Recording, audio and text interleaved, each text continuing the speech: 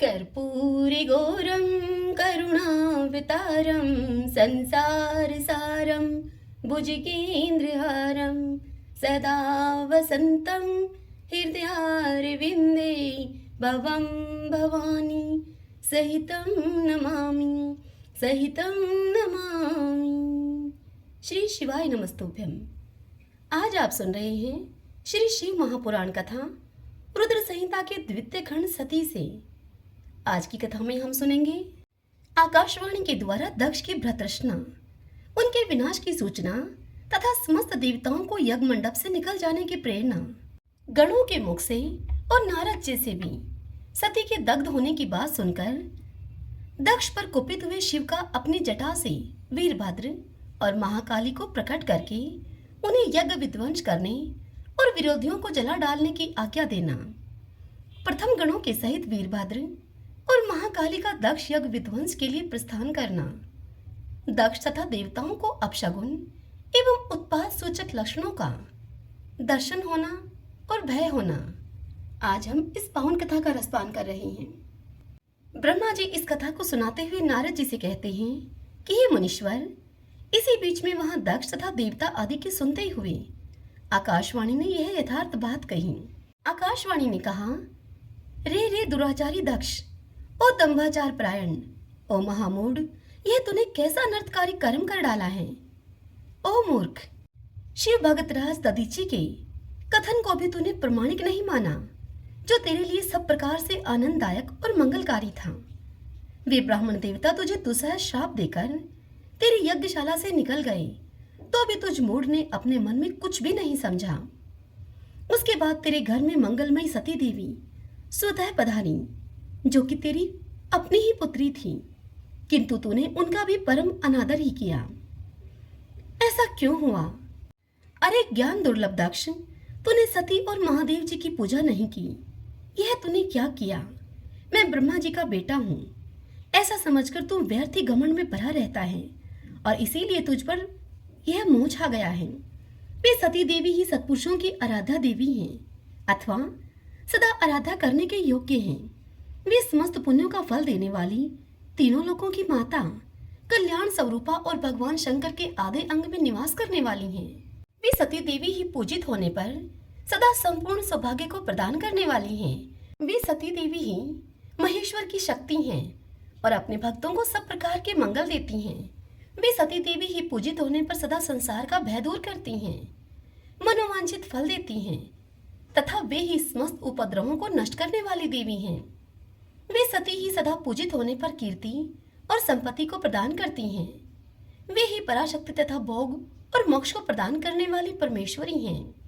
वे सती ही जगत को जन्म देने वाली माता, जगत की रक्षा करने वाली अनादि शक्ति और प्रलय काल में जगत का संहार करने वाली हैं। वे जगन माता सती ही भगवान विष्णु की माता रूप से सुशोभित होने वाली तथा ब्रह्मा, इंद्र, चंद्र, अग्नि एवं सूर्यदेव की इन सब की जननी मानी गई हैं। वे सती ही तप, धर्म और दान आदि का फल देने वाली हैं। वे ही शंभु शक्ति महादेवी हैं तथा दुष्टों का हनन करने वाली परात्पर शक्ति हैं। हे दुष्ट दक्ष, ऐसे महिमा वाली सती देवी जिनकी सदा प्रिय धर्म पत्नी है, उन भगवान महादेव को तूने यज्ञ में भाग नहीं दिया। अरे तू कैसा मूढ़ है, तू कैसा कुविचारी है। भगवान शिव ही सबके स्वामी तथा परात्पर परमेश्वर हैं। वे समस्त देवताओं के सम्यक सेव्य हैं और सबका कल्याण करने वाले हैं। इन्हीं के दर्शन की इच्छा से सिद्ध पुरुष तपस्या करते हैं और इन्हीं के साक्षात्कार की अभिलाषा मन में रखकर योगी लोग योग साधना में प्रवृत्त होते हैं। अनंत धन धान्य और यज्ञ याग आदि का सबसे महान फल यही बताया गया है कि भगवान शंकर का दर्शन सुलभ हो। शिव ही जगत का धारण पोषण करने वाले हैं। वे ही समस्त विद्याओं के पति एवं सब कुछ करने में समर्थ हैं। आदि विद्या के श्रेष्ठ स्वामी और समस्त मंगलों के भी मंगल वे ही हैं। दुष्ट दक्ष, तूने उनकी शक्ति का आज सत्कार नहीं किया है, इसीलिए इस यज्ञ का विनाश हो जाएगा। पूजनीय व्यक्तियों की पूजा न करने से अमंगल होता ही है। तूने परम पूज्य शिव स्वरूपा सती का पूजन नहीं किया है। शेषनाग अपने सहस्त्र मस्तकों से प्रतिदिन प्रसन्नता पूर्वक जिनके चरणों की रज धारण करते हैं, उन्हीं भगवान शिव की शक्ति सती देवी थी, जिनके चरण कमलों का निरंतर ध्यान और साधन पूजन करके ब्रह्मा जी ब्रह्म तत्व को प्राप्त हुए हैं। उन्हीं भगवान शिव की प्रिय पत्नी सती देवी थी, जिनके चरण कमलों का निरंतर ध्यान और साधन पूजन करके इंद्र आदि लोकपाल अपने अपने उत्तम पद को प्राप्त हुए हैं। वे भगवान शिव संपूर्ण जगत के पिता हैं और शक्ति स्वरूपा सती देवी जगत की माता कही गई हैं। ओ मूढ़ दक्ष, तूने उन माता पिता का सत्कार नहीं किया, फिर तेरा कल्याण कैसे होगा? तुझ पर दुर्भाग्य का आक्रमण हो गया है और विपत्तियां अब टूट पड़ी हैं, क्योंकि तूने उन भगवान सती और भगवान शंकर की भक्ति भाव से आराधना नहीं की। कल्याणकारी शंभु का पूजन न करके भी मैं कल्याण का भागी हो सकता हूँ। यह तेरा कैसा गर्व है? वह दुर्वार गर्व आज नष्ट हो जाएगा तेरा। इन देवताओं में से कौन ऐसा है जो सर्वेश्वर शिव से विमुख होकर तेरी सहायता करेगा? मुझे तो कोई ऐसा देवता नहीं दिखाई देता। यदि देवता इस समय तेरी सहायता करेंगे तो जलती आग से खेलने वाले पतंगों के समान वे भी नष्ट हो जाएंगे। आज तेरा मुंह जल जाए, तेरे यज्ञ का विनाश हो जाए और जितने तेरे सहायक हैं वे भी आज शीघ्र ही जल मरे। इस दुरात्मा दक्ष की जो सहायता करने वाले हैं उन समस्त देवताओं के लिए आज शपथ है, वे तेरे अमंगल के लिए ही तेरी सहायता से विरत हो जाएं। समस्त देवता आज इस यज्ञ मंडप से निकलकर अपने अपने स्थान को चले जाएं, अन्यथा सब लोगों का सब प्रकार से नाश हो जाएगा। अन्य सब मुनि और नाग आदि भी इस यज्ञ से निकल जाएं, अन्यथा आज सब लोगों का सर्वथा नाश हो जाएगा। हे श्री हरे और हे विधाता, आप लोग भी इस यज्ञ मंडप से शीघ्र निकल जाइए। ब्रह्मा जी इस कथा को सुनाते हुए नारद से कहते हैं कि हे नारद, संपूर्ण यज्ञशाला में बैठे हुए लोगों से ऐसा कहकर सबका कल्याण करने वाली वह आकाशवाणी मौन हो गई। वह आकाशवाणी सुनकर सब देवता आदि भयभीत और विस्मित हो गए। उनके मुख से कोई बात नहीं निकली। वे इस तरह से खड़े हो गए और इस तरह से बैठे रह गए मानो कि उन पर विशेष मोह आ गया हो। भृगु के मंत्र बल से भाग जाने के कारण जो वीर शिवगण नष्ट होने से बच गए थे, वे भगवान शिव की शरण में गए। उन सब ने अमित तेजस्वी भगवान रुद्र को भली भांति सादर प्रणाम करके वहां यज्ञ में जो कुछ हुआ था वह सारी घटना भगवान शंकर से कह सुनाई। गण बोले कि हे महेश्वर, दक्ष बड़ा दुरात्मा और घमंडी है। उसने वहां जाने पर सती देवी का अपमान किया और वहां उपस्थित देवताओं ने भी देवी सती का आदर नहीं किया। अत्यंत गर्व से भरे हुए उस दुष्ट दक्ष ने आपके लिए यज्ञ में भाग नहीं दिया, दूसरे देवताओं के लिए दिया और आपके विषय में उच्च स्वर से दुर्वचन कहे। हे प्रभु, यज्ञ में आपका भाग न देखकर सती देवी कुपित हो उठी और पिता की बारंबार निंदा करके उन्होंने तत्काल अपने शरीर को योग की अग्नि के द्वारा जलाकर भस्म कर दिया। यह देखकर 10,000 से भी अधिक पार्षद लज्जावश शस्त्रों के द्वारा अपने ही अंगों को काट काट कर वहां पर मर गए। शेष हम लोग दक्ष पर कुपित हो उठे और सबको भय पहुंचाते हुए वेग पूर्वक उस यज्ञ का विध्वंस करने को हम उद्यत हो गए, परंतु विरोधी भृगु ने अपने प्रभाव से हमें तिरस्कृत कर दिया। हम उनके मंत्र बल का सामना न कर सके। हे प्रभु, हे विशंभर, वे ही हम लोग आज आपकी शरण में आए हैं। हे दयालो, वहां प्राप्त हुए भय से आप हमें बचाइए, हमें निर्भय कीजिए। हे महाप्रभु, उस यज्ञ में दक्ष आदि सभी दुष्टों ने घमंड में आकर आपका विशेष रूप से अपमान किया है। हे कल्याणकारी शिव, इस प्रकार हमने अपना, सती देवी का और मूढ़ बुद्धि वाले दक्ष आदि का भी सारा वृत्तांत आपसे कह सुनाया है। अब आपकी जैसी इच्छा हो आप वैसा करें। हे नारद, अपने पार्षदों की यह सारी बात सुनकर भगवान शंकर ने वहां की सारी घटना जानने के लिए शीघ्र ही तुम्हारा स्मरण किया। हे देवऋषि नारद, तुम दिव्य दृष्टि से संपन्न हो, अतः भगवान के स्मरण करने पर ही तुरंत तुम वहां पर जा पहुंचे और शंकर जी को भक्ति पूर्वक प्रणाम करके वहां तुम खड़े हो गए। स्वामी शिव ने तुम्हारी प्रशंसा करके तुमसे दक्ष यज्ञ में गई हुई सती का समाचार और दूसरी घटनाओं के विषय में पूछा। हे तात, शंभु के पूछने पर शिव में मन को लगाए रखने वाले तुमने शीघ्र ही वह सारा वृत्तांत उनको कह सुनाया जो कि दक्ष यज्ञ में घटित हुआ था। हे मुनि नारद, तुम्हारे मुख से निकली हुई बात को सुनकर उस समय महान रौद्र पराक्रम से संपन्न सर्वेश्वर रुद्र ने तुरंत ही बड़ा भारी क्रोध प्रकट किया। लोक संहारकारी रुद्र ने अपने सिर से एक जटा उखाड़ी और उसे रोषपूर्वक उस पर्वत के ऊपर दे मारा।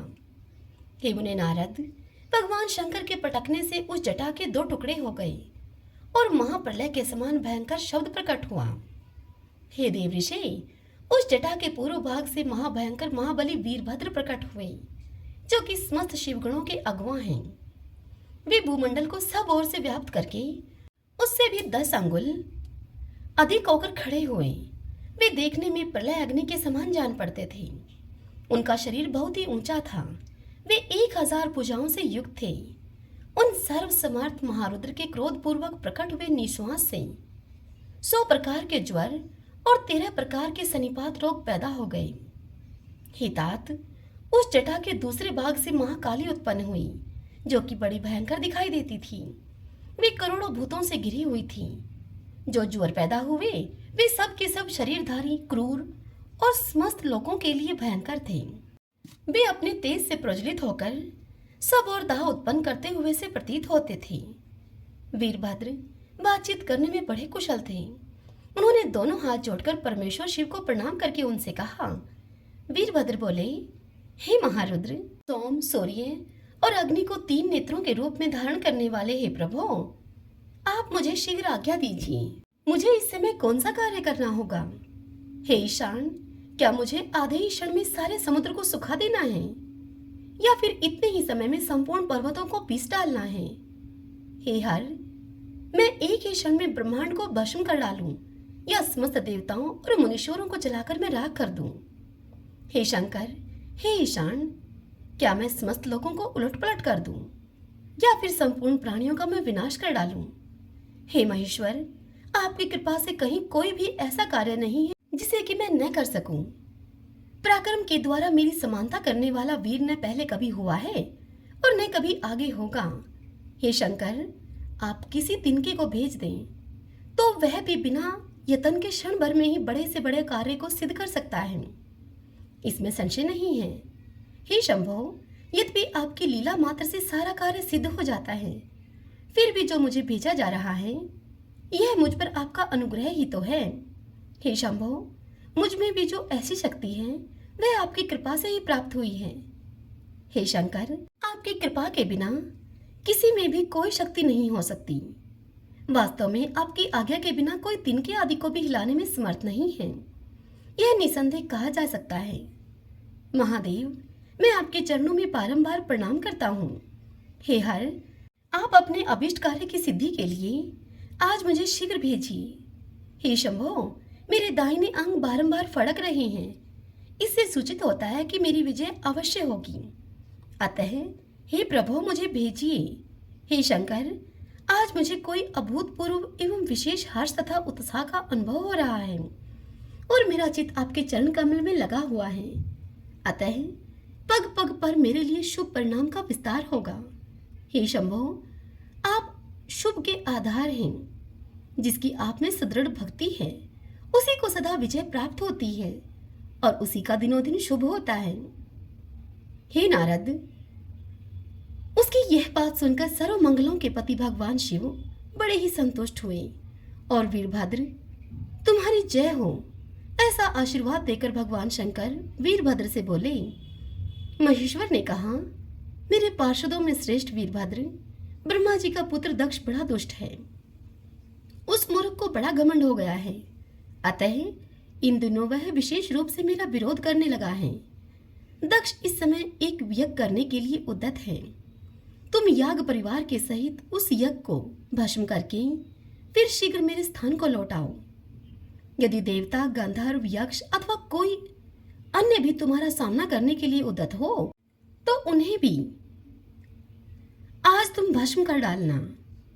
दधीचि की दिलाई हुई मेरी शपथ का उल्लंघन करके जो देवता आदि वहां ठहरे हुए हैं उन्हें तुम निश्चय ही प्रयत्न पूर्वक जलाकर भस्म कर देना। जो मेरी शपथ का उल्लंघन करके गर्व युक्त होकर वहां ठहरे हुए हैं वे सब के सब मेरे द्रोही हैं, इसलिए उन्हें अग्निमयी माया से जला डालो।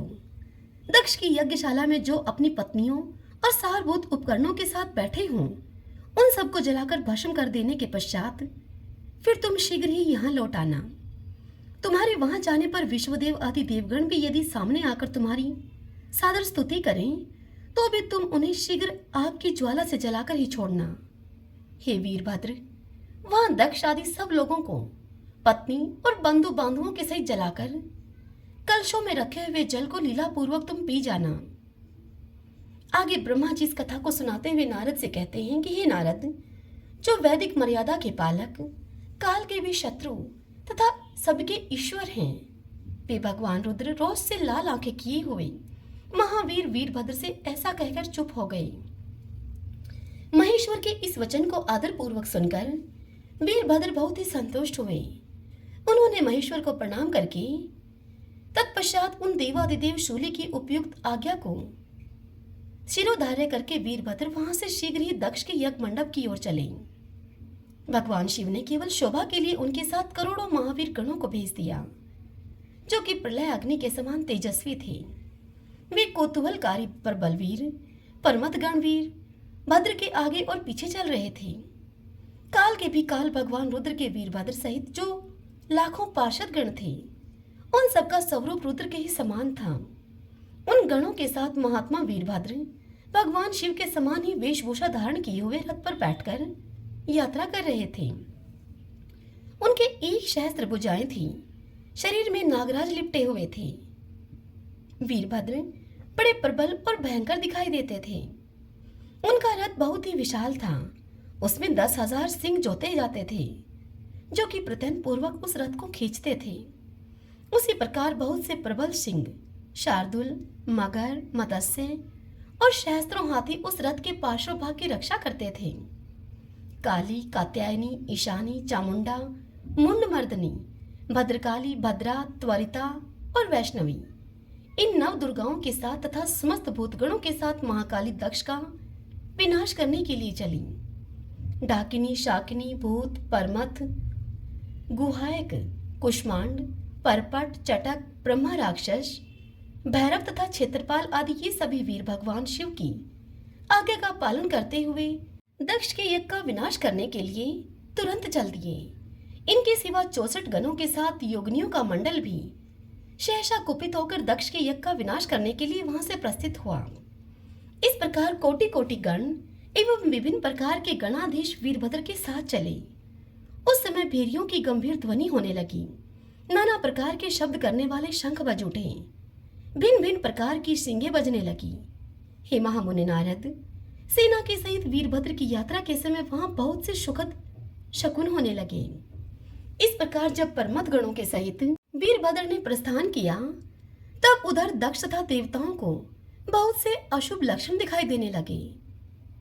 देव ऋषि यज्ञ विध्वंस की सूचना देने वाले त्रिविध उत्पात वहां प्रकट होने लगे। दक्ष की बाईं आंख, बाईं भुजा और बाईं जांघ फड़कने लगी। हे तात, वहां अंगों का वह फड़कना सर्वथा अशुभ सूचक था और नाना प्रकार के कष्ट मिलने की सूचना दे रहा था। उस समय दक्ष की यज्ञशाला में धरती डोलने लगी। दक्ष को दोपहर के समय दिन में ही अद्भुत तारे दिखने लगे। दिशाएं मलिन हो गई, सूर्यमंडल चितकबरा दिखने लगा। उस पर हजारों घेरे पड़ गए, जिससे कि वह भयंकर जान पड़ता था। बिजली और अग्नि के समान दीप्तिमान तारे टूट टूट कर गिरने लगे। वहां दक्ष के यज्ञ में और भी बहुत से भयानक अपशगुन होने लगे। इसी बीच में वहां आकाशवाणी प्रकट हुई, जो कि संपूर्ण देवताओं और विशेषतः दक्ष को अपनी बात सुनाने लगी। आकाशवाणी बोली, ओ दक्ष, आज तेरे जन्म को धिक्कार है। तू महामूढ़ और पाप आत्मा है। भगवान हर की ओर से आज तुझे महान दुख प्राप्त होगा, जो किसी तरह टल नहीं सकता। अब यहाँ तेरा हाहाकार भी नहीं सुनाई देगा। जो मूढ़ देवता आदि तेरे यज्ञ में यहाँ स्थित हैं, उनको भी महान दुख होगा, इसमें संशय नहीं है। इस कथा को सुनाते हुए ब्रह्मा जी मुनि नारद से कहते हैं कि हे मुनि, आकाशवाणी की यह बात सुनकर और पूर्वोक्त अशुभ सूचक लक्षणों को देखकर दक्ष तथा दूसरे देवता आदि को भी अत्यंत भय प्राप्त हुआ। उस समय दक्ष मन ही मन अत्यंत व्याकुल होकर कांपने लगे और अपने प्रभु लक्ष्मीपति भगवान विष्णु की शरण में गए। वे भय से अधीर होकर बेसुध हो रहे थे। दक्ष ने स्वजन वत्सल देवादिदेव भगवान विष्णु को प्रणाम किया और उनकी स्तुति करते हुए उनसे कहा, हरि ओम तत्सत। आज की यह कथा यहीं पर पूर्ण हुई। इससे आगे की कथा कल हम अगले अध्याय में सुनेंगे। कल की कथा में हम सुनेंगे दक्ष के द्वारा यज्ञ की रक्षा करने के लिए भगवान विष्णु से प्रार्थना करना, भगवान का शिवद्रोह के जनित संकट को टालने में दक्ष को अपनी असमर्थता बताते हुए दक्ष को समझाना तथा सेना के सहित वीरभद्र का दक्ष के यज्ञ में आगमन। कल हम इस पावन कथा का रसपान करेंगे। आज की यह कथा आपको कैसी लगी? इस वीडियो को लाइक करें और कमेंट सेक्शन में हर हर महादेव लिखकर आप हमें अवश्य बताइए। आशा करती हूँ कि आज की यह कथा आपको अवश्य पसंद आएगी। श्री शिवाय नमस्तुभ्यम।